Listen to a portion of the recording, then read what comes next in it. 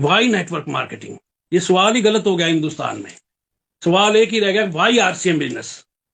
आज network marketing नहीं, आज सवाल एक ही है कि वाई नेटवर्क मार्केटिंग। सवाल ही गलत है आज की डेट में। सवाल तो यह है कि why RCM business? RCM business करना क्यों चाहिए? क्योंकि वो सवाल ही खत्म हो गया नेटवर्क मार्केटिंग वाला।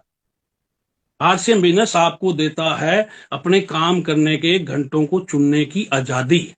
आप अपने वर्किंग आवर्स किस हिसाब से आप काम करते हैं, काम के साथ साथ इसको डेवलप कर सकते हैं। आप अपनी ड्यूटी पे जाते हैं, ड्यूटी पे जाइए। आप दुकान खोलते हैं, दुकान पे जाइए। डेली 1 घंटा 1.5 घंटा आप इस बिजनेस के लिए इन्वेस्ट कीजिए और देखिए चमत्कार। आपकी लाइफ में आने वाली पीढ़ियों का चमत्कार देखिए सर।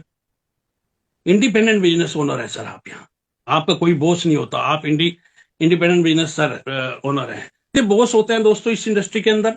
आपको जो है कोई किसी प्रकार का कंपल्सन नहीं। जितनी आजादी हमारे यहाँ है, यहाँ स्टार डायमंड का चेक लेने के लिए भी आपको सिर्फ 1500 पीवी डालना सर अपने कोड पे, यानी 2-2.5 हज़ार की परचेजिंग करनी है और आप परी।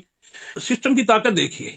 मतलब हिंदुस्तान में एक आदमी पढ़ने लिखने के बाद जो सबसे बड़ी नौकरी प्राप्त करता है ना, उसका नाम है आईएएस। और आईएएस की जो सबसे बड़ी जो है वो प्रमोशन होती है, वो कैबिनेट सेक्रेटरी की होती है। और लगभग 2.5 लाख रुपए के आसपास जो है सैलरी जो है उसको मिला करती है। आप आरसीएम बिजनेस में उठा के देखिए सर, कहां कहां लोगों के इनकम लेवल जो है वो पहुंच चुके हैं। यानी आईएएस बहुत पीछे रह जाता है। और दूसरी जो बात है, इस सिस्टम की पावर और देखिए कि एक व्यक्ति आईएएस बना, अब वो रिटायर हो गया। रिटायरमेंट के बाद अपने घर पे आ गया। अब आगे उसकी नई जनरेशन है, उसकी नई पीढ़ी है, उसको भी आईएएस बनना है। तो उसको सेम प्रोसेस से गुजर के ही फिर आईएएस बनना पड़ेगा।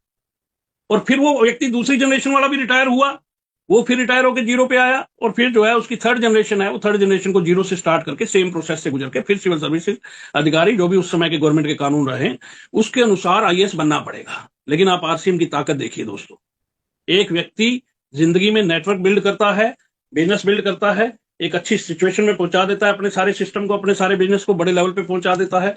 आदमी जहां छोड़ के जाता है वहीं से उसकी नेक्स्ट जनरेशन जो है, अगली पीढ़ी जो है शुरुआत करती है। अब दूसरी पीढ़ी जहां पे छोड़ के जाएगी वहां से तीसरी पीढ़ी शुरुआत करेगी।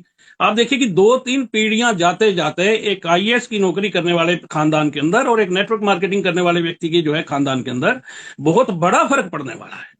बहुत बड़ा फर्क। यानी उस गैप को जो है पूरा करना, मतलब कोई कह नहीं सकता कि उस गैप को जो है कहीं पूरा किया जा सकता है।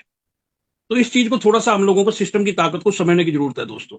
बीसी छाबड़ा साहब जो है अपनी मीटिंग में हमें लगातार, हम लोग बचपन से अपने मतलब शुरुआती दौर से हम लोग इस सिस्टम के अंदर सुनते आए हैं सर को। कहते कि इस देश का राष्ट्रपति बनना हो तो मत बनना, क्योंकि जो है कुर्सी एक ही है, नंबर नहीं आ पाएगा। इस देश का प्रधानमंत्री बनना हो तो मत बनना, कुर्सी एक है, नंबर नहीं आ पाएगा। एमपी एमएलए बनना हो तो मत बनना, कुर्सी एक है, नंबर नहीं आ पाएगा। डीसीपी बनना हो अपने जिले का तो मत बनना, कुर्सी एक है। लेकिन आरसीएम का सिस्टम जो है, यहाँ पर रॉयल्टी और टेक्निकल अचीवर बनना, कुर्सी अनेक है, हर आदमी बन सकता सर। हर आदमी के लिए खुली अपॉर्चुनिटी है। आरसीएम बिजनेस जो है बहुत शानदार अपॉर्चुनिटी। आदरणीय टीसी छाबड़ा साहब के हम लोग जितने भी गुण गाएं अपने जीवन के अंदर, तो हम लोग उसका कर्जा उतार नहीं सकते। और अपने जीवन में क्या मतलब आने वाली जो पीढ़ियां हैं उसका भी हम लोग, वो भी हमारा जो है ना टीसी छाबड़ा साहब के खानदान का कर्जा नहीं उतार सकती। इतनी बड़ी एम्पायर, इतनी बड़ी इंडस्ट्री, इतना बड़ा सिस्टम हम लोगों को जो रिस्पेक्टेड ओपी शर्मा सर जो है ग्राउंड पे आके हम लोगों के साथ वर्किंग करवाते थे। तब हम लोग सोचा करते थे कि इतने बड़े रैंक के अधिकारी को आखिर क्या पड़ी है कि ग्राउंड पे उतर के छोटी छोटी मीटिंगें हम लोगों के साथ करते। लेकिन आज इस दुनिया में नहीं है सर। तो हम लोगों की सारी बातें समझ में आ रही हैं कि उन्होंने दूर की दृष्टि को देख लिया था, बहुत दूर की, और इसलिए उन्होंने पार्ट टाइम में इस अपॉर्चुनिटी को चुना, इस अपॉर्चुनिटी पे विश्वास किया। नतीजा क्या निकला कि आने वाली पीढ़ियां तर गई। पीढ़ियां तर गई। एक व्यक्ति के डिसीजन से उसकी पीढ़ियां तर जाती हैं सर। एक व्यक्ति के इस सिस्टम में काम करने से, मेहनत करने से उसकी आने वाली जनरेशन तर जाती है दोस्तों। एक ऐसा नाम रिस्पेक्टेड ओपी शर्मा सर जो इतिहास में अमर हो गया सर, इस इंडस्ट्री के अंदर अमर हो गया। मतलब इतना बड़ा नाम है रिस्पेक्टेड ओपी शर्मा सर का। और हम सब लोग जो है अपने आप को बड़ा ब्लेस्ड फील करते हैं कि हम सर लोगों की डाउन लाइन के अंदर है। हमने उनके साथ वो जो है 1-to-1 और छोटी मीटिंगें जो है सर की इन्वॉल्वमेंट के साथ हम लोगों ने बहुत कुछ सीखा सर से जो है अपने जीवन के अंदर। ऐसे ऐसे लोग आपको जो है उस इवेंट के अंदर मिलने वाले हैं। Respected PB Singh ji sir की मीटिंगें दिखा दिखा के यूपी के अंदर दोस्तों मैंने अपने बिजनेस की शुरुआत की थी। बहुत अच्छी मेरी उनके साथ जो है अटैचमेंट थी। आज पीबी सिंह सर हमारे बीच में नहीं है, लेकिन मोहित सर के जो है वो आईडी ट्रांसफर हो गई। ऐसे ऐसे लोग। रिस्पेक्टेड राकेश अरोड़ा जी, मेरी टीम के रूबी अचीवर सर, इतने मेहनती लीडर आज इस दुनिया के अंदर नहीं रहे। क्योंकि जीवन जो है ना, देखिए 2-3 चीजें सत्य होती हैं यहाँ पर लाइफ के अंदर। पहली इंसान का जन्म सत्य है, दूसरा मृत्यु सत्य है, और बीच का पार्ट जो है वो जीवन सत्य है। तो जीवन जो है ना, जीवन अपने आप में पूरा संघर्ष से भरा होता है।